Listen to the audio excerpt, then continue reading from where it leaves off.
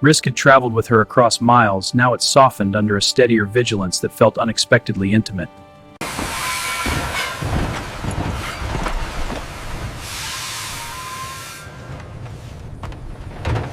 She traveled 1,000 miles to marry a stranger, her life folded into a single, structured hope. A clean slate, a promised home, steady work, a chance to earn safety instead of merely surviving.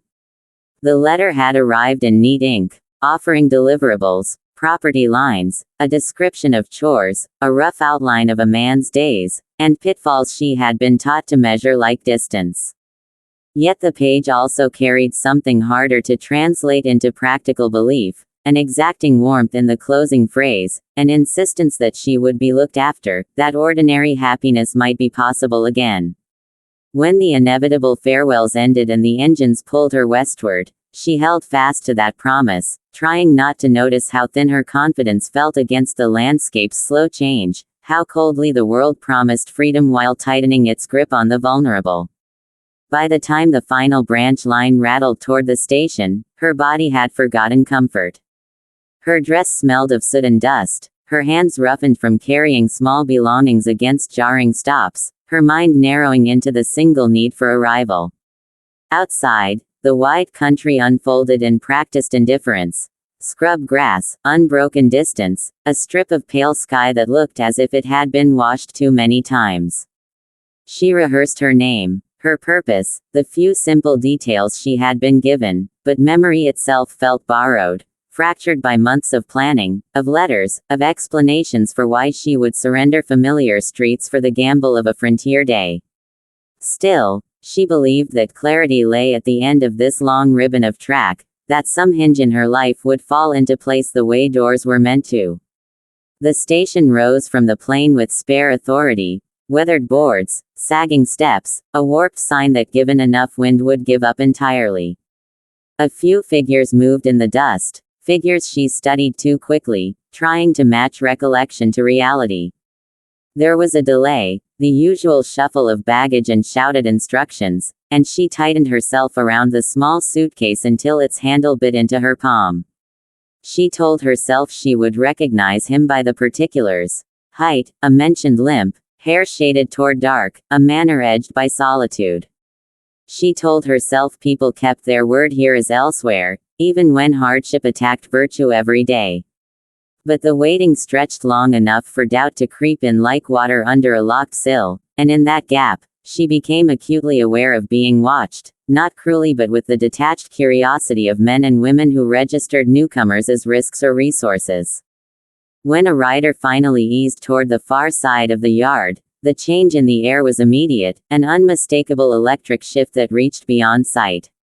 He dismounted without flourish, and though the face matched the description only in shadow, sun lines, beard, the hard casing of a life repeatedly broken and repaired, what arrested her was not verification so much as presence. He carried himself with a plain masculine authority softened by restraint, as though he had long ago stopped using youth as an excuse for anything. His eyes skimmed first the scene, then her, not with ownership, but with the careful intelligence of someone deciding whether danger might accompany beauty. In that glance, a startled recognition passed between them, an acknowledgement that each had imagined the other and now faced a version of the familiar that was flatter at first, infinitely more alive upon closer study. He approached, and the rhythm between them altered before any words arrived. His voice held the weather, low, steady, shaded by an impatience that had curbed itself over years, but it carried an attentive gentleness around the syllables of her name. She felt the warmth of his palm before she saw it, measured against her own, and a thin current moved along her skin that had nothing to do with romance as storybooks told it and everything to do with the fact of being chosen, protected, truly seen. Even when their conversation stumbled across formal distance, the attraction tightened with each hesitant exchange, a quiet pull guided by contrasts, his battered calm against her guarded hope, his lived caution matched by her stubborn belief that tenderness could be cultivated. The sense grew that attraction, here and now, would be earned by shared tasks and small promises rather than grand declarations, that it would deepen in the spaces where others expected conquest. He blamed difficulties with the road. He explained the absence of easy conveniences, the unpredictable nature of weather, the way settlements swallowed schedules and spat them back altered. His apology lacked polish yet sounded anchored in responsibility, and when he lifted her case with an ease that belied any frailty in his frame, she felt herself classified, gently, into belonging. Yet it was the subtleties that changed everything. The way his shoulders subtly angled toward her to block wind, the way his gaze returned when she spoke, as if the curve of a sentence had weight, the way his control slipped the smallest fraction when she smiled, revealing a hunger for softness that he had long managed away. In that ordinary moment, the station ceased to be a place of waiting and became an altar of beginning, charged with possibility no mere narrative could adequately claim. They rode toward his place, and the landscape mirrored their inward unfolding. Tracks narrowed into thinner claims on the earth, and daylight pressed down with the urgency of a short season. He spoke of simple necessities, water, fences, livestock, and of the loneliness that settled in routine, not for pity but as a fact that had shaped his patience.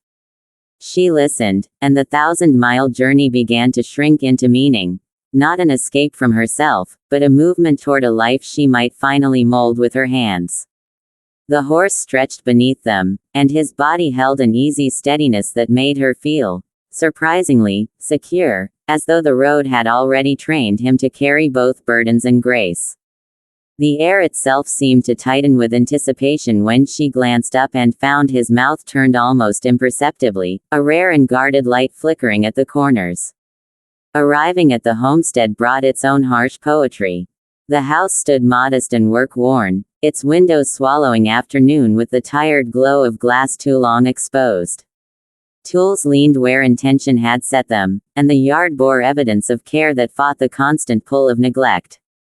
The chores began immediately, a welcome relief into normality after days of suspension. She found herself responding to his directions with a competence she had not fully believed until now. He watched her hands, admired without wasting breath, and taught her a few small necessities with the patience of someone who knows survival turns on repetition. When their shoulders met passing a bucket, when her fingers brushed his retrieving a rope, the contact was innocuous yet insistently memorable, as if the very touch agreed that their story would continue in the felt world, not only in vows. Evening settled with a cool edge, and the lamp's light softened everything it touched, rendering the rough room suddenly intimate.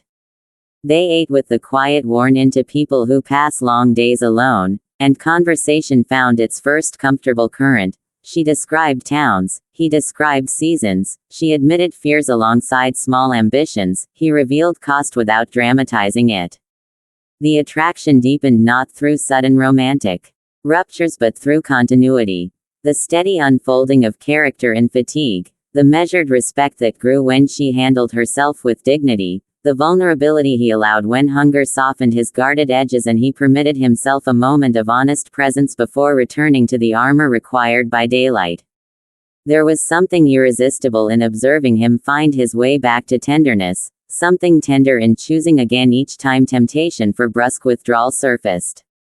The work remained relentless, and the days notched forward with the plain demands of care, feeding, mending, keeping out the thin encroachment of wilderness, learning the land's moods as one might learn a temperamental companion.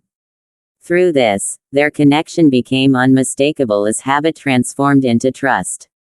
He seemed to derive courage from her steadiness, and she drew warmth from the steadier truth of his attention, from the fact that he did not treat her as ornament or rescue receiver but as partner in a daily bargain.